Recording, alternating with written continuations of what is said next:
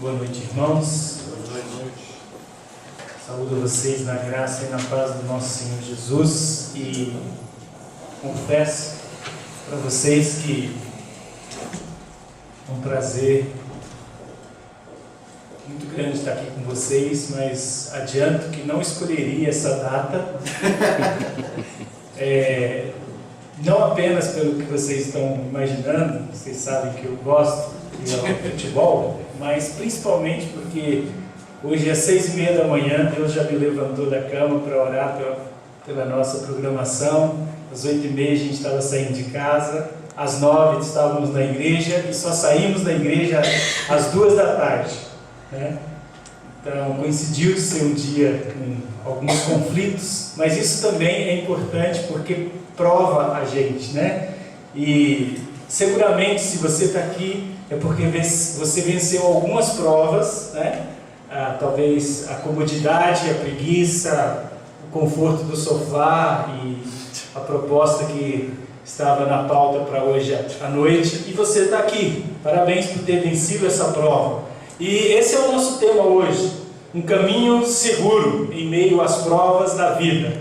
Queria que você gravasse essa frase para que a gente pensasse sobre isso hoje, um caminho seguro em meio às provas da jornada. E eu escolhi o texto de Mateus capítulo 4, os versos de 1 a 10, que eu queria compartilhar com vocês. Na nossa igreja nós estamos estudando nos últimos 2 meses o Evangelho de Mateus, e o tema, o Reino de Deus em nós. Hoje nós encerramos essa série do Reino de Deus em nós, baseado no Evangelho de Mateus, com uma festa, uma feira dos ministérios. Foi muito interessante. Estava falando com o Roberto, que vai pregar lá daqui a pouco com os Gideões, né? Daqui a 2 semanas, que foi impressionante ver, né? Contando os ministérios administrativos e também os parceiros, a gente chega a ter 24 ministérios numa igreja tão pequena, e foi bonito ver aquilo que Deus está fazendo e a igreja rodar um circuito, né? Enxergando como Deus está agindo entre as crianças, os adolescentes, os jovens, mulheres, adultos, o Alma, o Gente, a congregação em Taboão, e foi assim uma festa linda que eu gostaria de compartilhar essa alegria com vocês. Esse texto que nós vamos ler, de Mateus capítulo 4, faz parte do nosso tema lá, e eu queria compartilhar, mas não como uma mensagem que eu já tenha feito, é a primeira vez que eu vou compartilhar da forma que eu estou compartilhando com vocês. E foi interessante porque eu estava numa das manhãs, na verdade foi numa madrugada, eu acordei pensando na mensagem que eu ia trazer aqui, e Deus me levou para esse texto, e eu acredito que Ele tem essa palavra para vocês hoje. Um caminho seguro em meio às provas da vida. Eu vou pedir licença a vocês, e até vou fazer uma propaganda, vou pedir a licença de ler nessa versão a mensagem. É uma Bíblia de leitura que eu sugiro a vocês. Um homem da nossa comunidade de mais de 70 anos começou a ler a Bíblia, e o desafio dele, que ele nunca tinha lido a Bíblia toda, e eu desafiei ele a ler essa versão, e ele ficou encantado. Então, quem sabe seja um desafio para você ler. E eu queria pegar esse texto nesta versão. Diz assim: a seguir Jesus foi levado pelo Espírito para o deserto. Era a hora da prova, e o diabo é quem iria testá-lo. Jesus preparou-se para a prova, jejuando 40 dias e 40 noites. O jejum deixou com muita fome, e o diabo aproveitou-se disso para aplicar a primeira prova. Já que você é o Filho de Deus, dê a ordem que transformará essas pedras em pães. Citando Deuteronômio, Jesus respondeu: é preciso mais do que pão para permanecer vivo. São necessárias palavras firmes que procedem da boca de Deus. Para a segunda prova, o diabo levou Jesus à cidade santa, Jerusalém. Ele o pôs na parte mais alta do templo e o desafiou: já que você é o Filho de Deus, pule. Para instigá-lo, o diabo citou o Salmo 91. Ele o entregou ao cuidado dos anjos, tanto o protegerão que você não machucará nem mesmo o dedo numa pedra. Jesus contra-atacou uma outra citação de Deuteronômio: não tenha a ousadia de testar o Senhor, o seu Deus. Para a terceira prova, o diabo o transportou até o pico de uma imensa montanha. Tentando ser convincente, mostrou-lhe todos os reinos da terra, com todo o seu fascínio. Então ele fez a proposta: tudo isso é meu. Basta que você se ajoelhe e me adore, e tudo será seu. A resposta de Jesus foi curta e direta: caia fora, Satanás. E mais uma vez, recorreu a Deuteronômio para respondê-lo, para repreendê-lo: adore somente ao Senhor, o seu Deus. Sirva ao Senhor com absoluta inteireza de coração. Fim da prova. O diabo fugiu e no lugar dele vieram anjos, cercaram Jesus e cuidaram dele. Vamos orar, Senhor. Pai querido, nós somos gratos por receber a Tua palavra, que ela seja a boa semente que frutifica na boa terra do nosso coração. Por isso, Senhor, nós também rejeitamos toda distração, todo sono, toda falta de interesse, toda ação do inimigo para nos tirar do foco. Nós rejeitamos no nome de Jesus. E nesse momento nós nos abrimos ao ministério do Teu Espírito Santo, que inspirou as Santas Escrituras, para que ela nos ensine e nos conduza por um caminho de vida e de obediência. Nós oramos confiados no nome que está acima de todo nome, o nome de Jesus Cristo, Rei dos Reis, Senhor dos Senhores. Amém. Amém. Um caminho seguro em meio às provas da vida.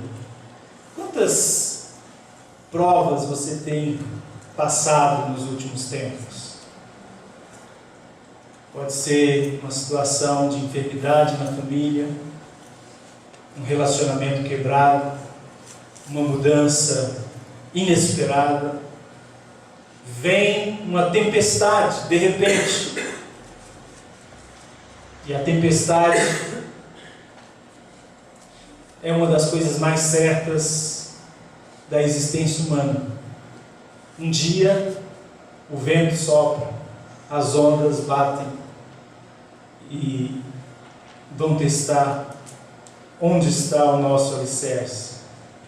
Eu vou contar para vocês uma prova que eu vivi mais ou menos um ano atrás, quando eu estava vivendo o momento mágico, né? O sonho especial das minhas duas filhas, né?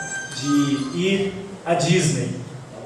Exatamente no mês de maio do ano passado, depois de 10 anos que o meu irmão mora nos Estados Unidos, e eu sempre prometi ir visitá-lo e nunca fui. Um dia ele me confrontou e disse: você não vem mesmo?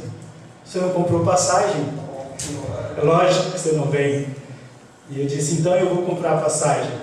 E por fé a gente fez uma coleta em família, né? E as meninas, uma com 9 e outra com 11, e eu conto isso com alegria, porque quando eu estava num dos estacionamentos daqueles magníficos parques, a minha filha menor, segurada na minha mão, ela disse assim: pai, eu estou realizando um sonho.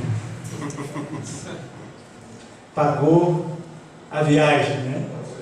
Mesmo que houvesse parcelamentos depois, graças a Deus. E estávamos lá num dos últimos dias no parque e minha filha Isabela sentiu um problema no joelho e rapidamente ela foi atendida. Eles voltaram mais cedo, eu fiquei mais uma semana. E naquela semana que eu tinha dedicado para ir fazer contatos com igrejas, buscar alguma parceria para que pudéssemos terminar o nosso templo, absolutamente ninguém quis saber de nada sobre convidar um pastor do Brasil para qualquer coisa. Então, eu pensei, então, Senhor, alguma coisa o Senhor tem para mim nesse lugar. E Deus me deu a oportunidade de ficar 7 dias num retiro espiritual, eu, o Senhor, e aquela natureza maravilhosa do condomínio ali de Windermere, em Orlando, onde meu irmão mora. E mal sabia que Deus estava tratando comigo, porque no final daquela semana a gente teve o diagnóstico de fato que a minha filha tem lúpus e que essa jornada seria longa. Encurtando a história, semana passada ela fez exame, depois de estar já com a medicação 60 miligramas, hoje ela toma 5 miligramas, em outubro já vai terminar e ela vai continuar. Estou tendo que tomar remédios, mas eu louvo a Deus, porque Deus proveu no meio dessa prova médicos, oração, amigos, medicamentos e um ambiente na nossa família moldado por Ele para que ela superasse. E a gente olha hoje e vê que algumas coisas Deus formou nesse 1 ano na vida da Isabela. Eu agradeço as orações de alguns que batalharam conosco nesse tempo, e pensando nisso eu queria compartilhar alguns pontos aqui dessa história, né? Porque todos nós também vamos ser provados, testados. E aqui a prova, o teste é aplicado diretamente pelo inimigo, por Satanás. Mas diz o texto que Jesus estava preparado, porque Jesus, e se você ler o Evangelho de Lucas, você vai perceber que ele viveu uma vida de oração. Fiquei muito feliz de ver no boletim de vocês que tem aqui já marcado a escola de oração. Não deixe de participar desse ministério tão importante, de aprender com a vida de oração de Jesus. E Jesus estava preparado porque ele estava orando, né? E a oração, essa virtude, em determinado momento virou o ponto fraco de Jesus, porque ele se tornou vulnerável à fome, e aí veio a primeira prova. Então, não é porque eu estava orando que a prova não viria, no meu caso, e no caso de Jesus a mesma coisa. Mas Deus sabia que eu precisava daquele tempo e já estava me preparando para enfrentar a prova. E o texto vai nos dizer que a primeira prova acontece num deserto. Deserto é o símbolo do lugar inóspito, onde nada floresce, tudo falta, onde há escassez, miséria, pobreza. Situações de escassez, de falta, podem nos levar a provas, a testes. Satanás usa muitas vezes a cilada do materialismo, a falta da água, da comida, falta do lazer, falta do descanso, para testar. E a pergunta para Jesus é: se você é o Filho de Deus, transforme, faça, mostre o seu poder, transformando estas pedras em pães. Mas a resposta a essa primeira prova é que Jesus, citando Deuteronômio capítulo 8, ele vai dizer que povo de Deus precisa muito mais do que o pão material para ser um povo vencedor. O povo de Deus precisa do pão do céu. Jesus é a palavra que se fez carne e veio até nós. E essa palavra se revelou quando ele diz também: eu sou o pão, e aquele que vem a mim e come, jamais terá fome. João, no capítulo 6, nós temos um momento em que Jesus teve um momento de escassez. E ele disse para os discípulos: dê de comer. E eles disseram: mas nós não temos nada. E André disse: não, mas tem um rapaz ali que tem alguns pães e uns peixes. E é interessante que nesse momento Jesus então multiplica os pães e os peixes. E por que ele não fez lá no deserto? Exatamente porque ali ele resiste à tentação do pão sem Deus, do materialismo. E quando ele multiplica os pães para aquela multidão faminta, faminta de Deus, faminta do pão vivo, é muito interessante porque o fato daquela criança colocar os pães e os peixes nas mãos de Jesus, e Jesus pegar os pães e olhar para cima e dar graças, provoca um milagre, o milagre que é repetido nos 4 evangelhos, para indicar que a igreja é esse povo que não tem nada, é esse povo do deserto, que coloca as suas migalhas nas mãos de quem pode multiplicar. A melhor definição de igreja que eu já ouvi, de um amigo que não é pastor, é um pregador leigo, ele disse assim: a igreja dá daquilo que ela não tem. Eu falei: isso é revelação do Espírito Santo. Quem tem não sou eu nem você, é Jesus. Ele é o pão, e Ele multiplica aquele pão que é colocado em suas mãos. Posso compartilhar com vocês uma prova que nós passamos como igreja. Nós começamos uma construção com muito pouco recurso, e 6 meses virou 1 ano, e virou 2, e virou 3, e está indo para 4. E vocês, eu queria até aproveitar esse momento para fazer um agradecimento público. Nós somos muito gratos a Deus, eu digo nós, Igreja Aliança do Aeroporto, pelo empréstimo oportuno que vocês aqui da Igreja da Vila nos fizeram no momento que nós mais precisamos. E pela graça de Deus, dias atrás nós conseguimos, de verdade, nós fomos abençoados pela Missão Aliança e podemos ressarcir vocês, mas nós não tínhamos, e nós já tínhamos pedido 1 ano de postergação do empréstimo, estávamos orando, e a missão tinha nos prometido qualquer coisa, mas Deus proveu.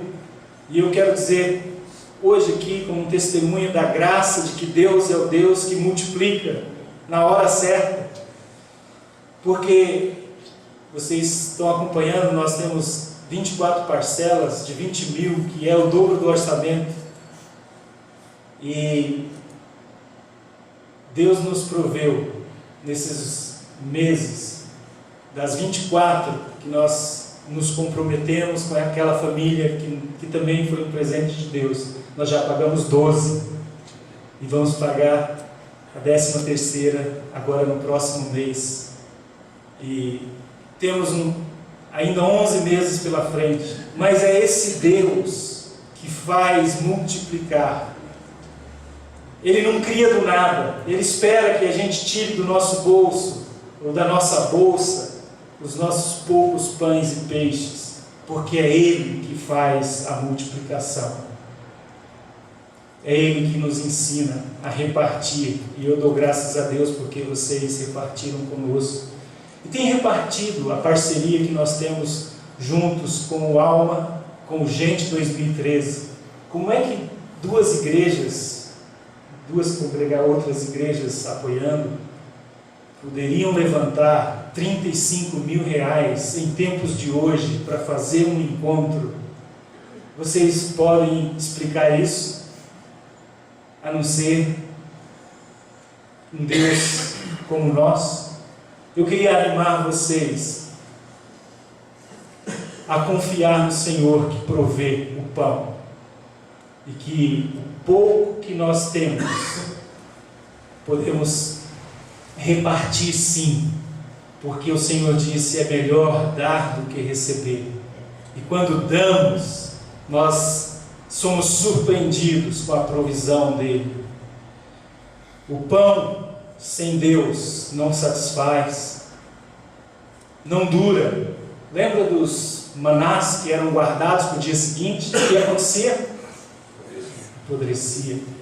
O pão sem Deus não transforma o coração e nem sacia a alma. Mas o texto nos diz de uma segunda prova, a prova que acontece no alto do pináculo, no templo de Jerusalém.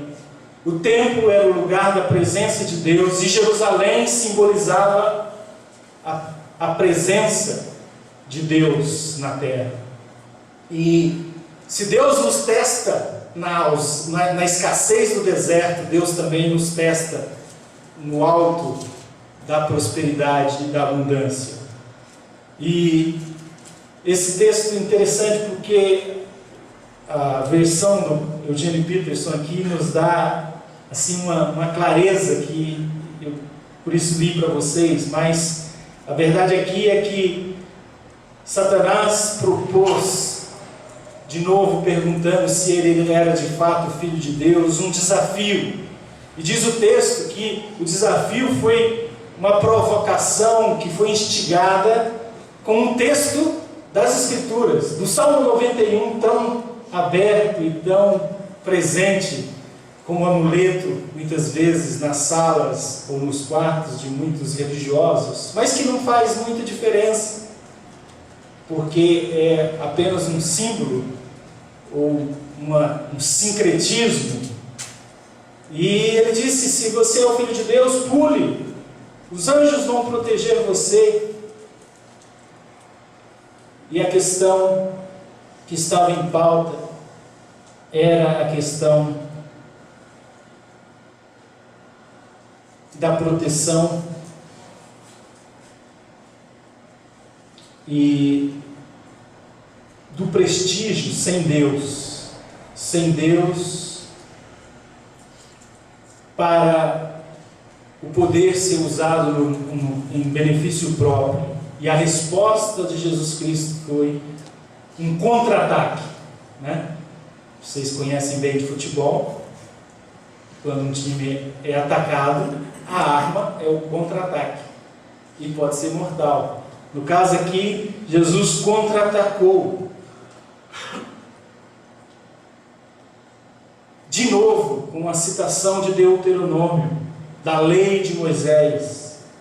E ele disse claramente: não tentarás o Senhor teu Deus, não ouse testar Deus, porque estava em pauta aqui a cilada da vanglória, da tirania, do querer impressionar e mostrar, exibir e trazer glória a si mesmo. E é interessante a gente observar que o pináculo, esse lugar de êxito, de abundância, de posição elevada, de presença de Deus, de sucesso, também foi um teste. E é muito interessante, se nós olharmos Isaías 14, que Satanás, né, há uma referência clara, especialmente nos versos 13 e 14, a Satanás, e também a tentação da vanglória, de querer ostentar. A gente vê em Lucas 18, quando o publicano e o fariseu vão ao templo para orar, fazendo coisas santas, estando na igreja, orando, mas cheio de orgulho, cheio de aparência, cheio de si mesmo, prestígio, sem Deus. E o Evangelho, nós vamos ver que o Evangelho do Reino é um convite a servir, a ser o último, a pegar a toalha e a bacia e lavar os pés, humildemente ser e servir com alegria. Um texto que fala dessa grandeza, e eu queria, quando Jesus fala do pão sem Deus, eu vou pedir que você leia na sua casa, mas tem aqui em Deuteronômio capítulo 8, voltando um pouquinho do que nós lemos. Esse capítulo vai advertir exatamente o povo de Deus quando eles têm o pão e quando eles têm a prosperidade. E a lei vai dizer ao povo, através de Moisés: cuidem-se, porque não só de pão. O meu texto livre aqui vai dizer assim: para que vocês aprendam, homens e mulheres, não vivem só de pão, vivemos de toda a palavra que vem da boca do Eterno. O verso 5 ficou marcado no coração que o Deus disciplina quem Ele ama. E o texto vai continuando mais para o verso 17.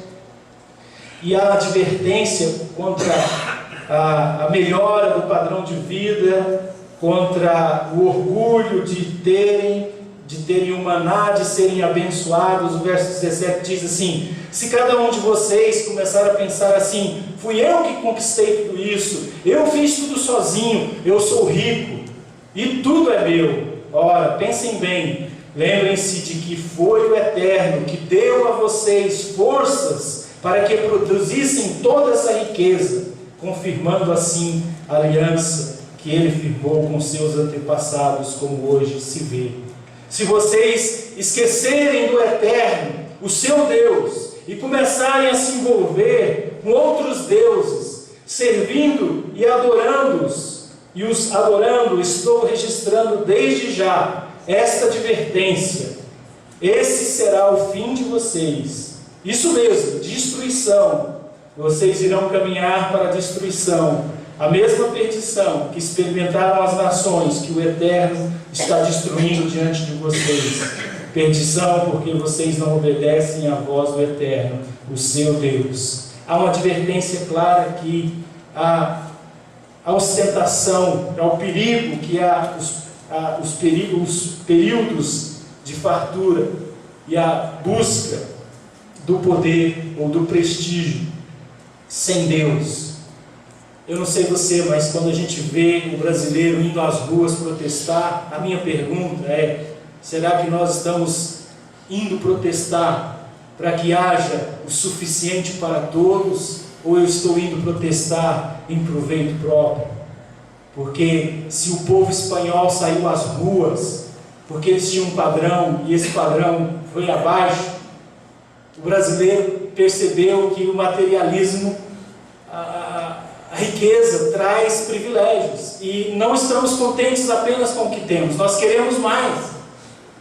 E isso em si não é problema, mas quando nós passamos a confiar na riqueza, passamos a achar que isso vai satisfazer o nosso coração,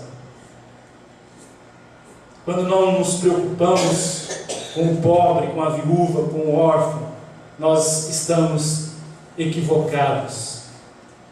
Somos cidadãos brasileiros e devemos buscar um país melhor, mas não nos esqueçamos que somos cidadãos do reino dos céus, e a nossa pauta e a nossa pátria é muito mais elevada em termos do que o reino propõe. Temos orientado os nossos jovens. temos também nos incomodado como congregação para sermos a resposta que nós queremos que a nossa nação seja, ou a nossa igreja seja. Às vezes é fácil a gente falar, mas a nossa igreja é assim, falta isso, falta aquilo, mas e o que você está fazendo? A sua vida é uma resposta. A terceira prova que nós vemos no texto é a prova do Monte Alto. E aqui nós vemos assim uma pirotecnia, um show. E aí a proposta é que Jesus se curvasse e adorasse, e ele teria fama, ele teria o reino. E a questão era simples: se dobre e me adore. Novamente, Jesus respondeu com a palavra, e a sua palavra foi: caia fora, Satanás. Só podemos adorar, servir, amar com todo o nosso coração o nosso Deus. E ao fazer isso, o inimigo fugiu. E os anjos iniciaram o ministério de servir e cuidar de Cristo. Quantas vezes nós temos essa prova na nossa vida? Cruz, sacrifício, amor ou violência? Vou impor a minha própria vontade, vou agir e mostrar quem sou eu, o meu poder. Você sabe com quem você está falando? Essa é a tentação da violência, da prepotência, do orgulho, e não da cruz, do amor. A palavra de Deus é muito clara em dizer em Zacarias 4:6, não é por força nem por violência, mas pelo meu Espírito, diz o Senhor dos Exércitos. A igreja, e eu como igreja, devo agir nesse mundo, ciente de que não é a minha voz que importa, não é o meu direito que importa, mas a voz e o direito de Jesus, do Espírito Santo. Nós lemos nos Evangelhos que os discípulos, quando foram no momento da prisão de Jesus, eles tentaram reagir com a espada, e Jesus os corrigiu. Eu queria dar 3 breves lições desse caminho, ou vamos dizer 3 placas desse caminho, para que ele seja seguro em meio às provas da vida. O primeiro deles nós lemos em todo o texto, e para Jesus vencer a prova, ele usou a Escritura. Isso não é novidade para nós cristãos há muitos anos. A palavra de Deus é a verdade, a fonte da vontade do Pai para as nossas vidas. Paulo vai dizer em Efésios que ela é a espada do Espírito. Nós não podemos nos aproximar desse livro achando também que ele, por si só, aberto na cabeceira da nossa cama ou na sala do nosso, usá-lo como um mantra contra as provas da vida, mas como Jesus fez, com sabedoria, com conhecimento. Satanás também usou o argumento. Aliás, os escribas e fariseus sempre usaram, ou tirando, ou acrescentando as Escrituras. E nós, Igreja Aliança em Vila Madalena, Por que nós estamos nos aproximando da Bíblia? Por que nós nos reunimos? As Escrituras têm autoridade maior e são instrumentos para você de uma vida segura em Deus, diante das provas da vida, ou você resiste o ler, o aprender, o crescer, o meditar, o colocar as Escrituras no centro? A segunda arma que Jesus usou aqui foi a oração. Ele estava em jejum 40 dias, diz o texto. E diz que foi o próprio Espírito que levou Jesus. Se você ler em Lucas capítulo 4, esse mesmo texto, você vai ver que o Espírito Santo conduz esse momento de prova. Não é maravilhoso a gente pensar que nas provas que nós passamos, de saúde, de falta de emprego, de falta de cliente, ou de ter bastante e se sentir fraco, vazio, o Espírito Santo está lá e Ele quer nos conduzir a uma vida de joelhos, a uma vida de jejum. Irmãos, foi impressionante, mas depois que eu soube da notícia da minha filha doente, eu posso dizer isso aqui, mas com vergonha. Em 20 anos de ministério, eu nunca orei como orei aquelas semanas. Deus me acordava às 3, às 4, e eu orava. Antes tarde do que mais tarde. Graças a Deus, eu vou completar 20 anos de ministério na Igreja Aliança do Aeroporto, sem ser demitido. Agora eu tenho que vigiar o meu orgulho, né?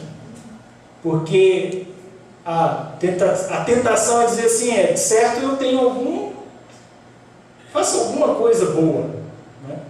Porque afinal de contas, mas é graça, é bondade de Deus. A terceira arma que nós somos instados, chamados, convocados a usar, é a arma da resistência, postura, atitude, autoridade em nome de Jesus. Porque Jesus disse: Satanás, pare de conversa, fora daqui. Eu me lembro, estava numa visita, de repente meu telefone tocou. Um jovem pastor, que hoje é um pastor que está fazendo um excelente trabalho. Ele era apenas um seminarista no primeiro ano, auxiliar lá da Igreja Aliança do Aeroporto. Pastor Zé, vem para cá, caiu uma senhora aqui e ela está derrubando as cadeiras. Era só uma reunião das mulheres, em 1998. E eu disse: amigo, vai lá, você, em nome de Jesus, e exerce sua autoridade. Tremendo ele foi. Daí a pouco eu chegou o Romário, nós oramos com aquela senhora, mandamos aquela legião embora, ministramos a palavra para que ela pudesse crer em Jesus Cristo como Senhor da vida dela, e vimos que sim, 1 Pedro 5, de 8 a 9, vale, pode ler lá depois, eu não vou ler agora. Tiago 4, 7,